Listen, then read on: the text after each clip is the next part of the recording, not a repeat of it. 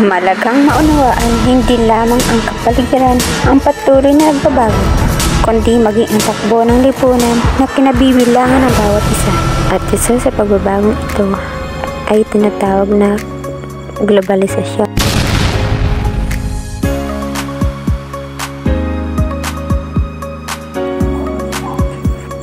Ano nga ba ang globalisasyon?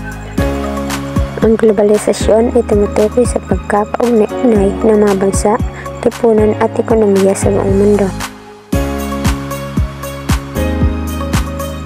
Isa sa mga pangyayaring lubusang nakapagpabago sa buhay ng tao sa kasalukuyan ay ang globalisasyon.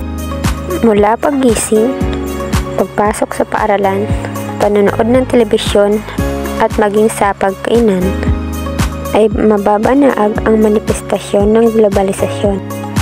Ngunit kailan at paano nga ba nagsimula ang pangdaigdigang pinomena? Paano nito binago ang ating pamumuhay?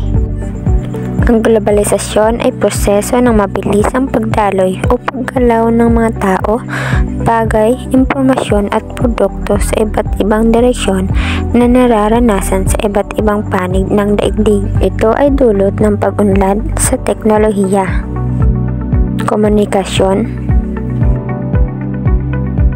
at pati na ng ekonomiya, politika,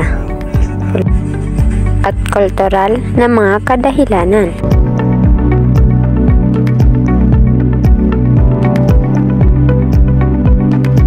May iba't ibang uri ng globalisasyon, kabilang ang economic globalization na nangangahulugan ng patuloy na pagkakabuklod ng mga pandaigdigang merkado para sa mga produkto, serbisyo at salapi.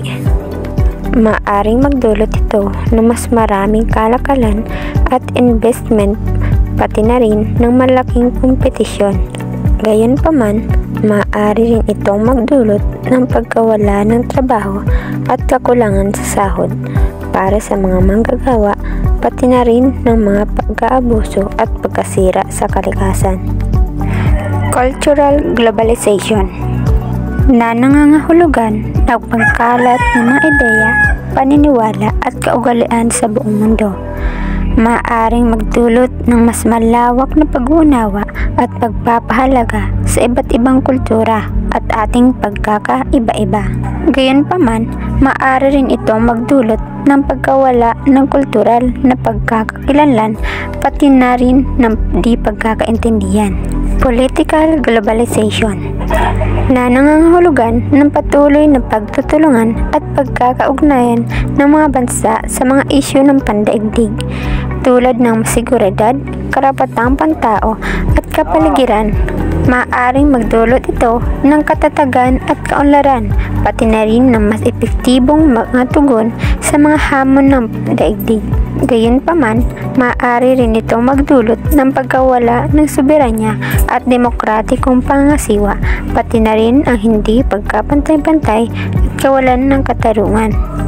Social globalization na nangangahulugan ng patuloy na paggalaw ng mga tao sa buong mundo, dulot ng migrasyon at turismo. Maaaring magdulot ito ng mas malawak na pagkakaunawaan ng iba't ibang kultura, pati na rin na mas maraming oportunidad sa ekonomiya at edukasyon. Gayunpaman, maaari din itong magdulot ng mas malaking kompetisyon para sa mga trabaho at likas na yaman, pati rin ang mga isyu tulad ng racism.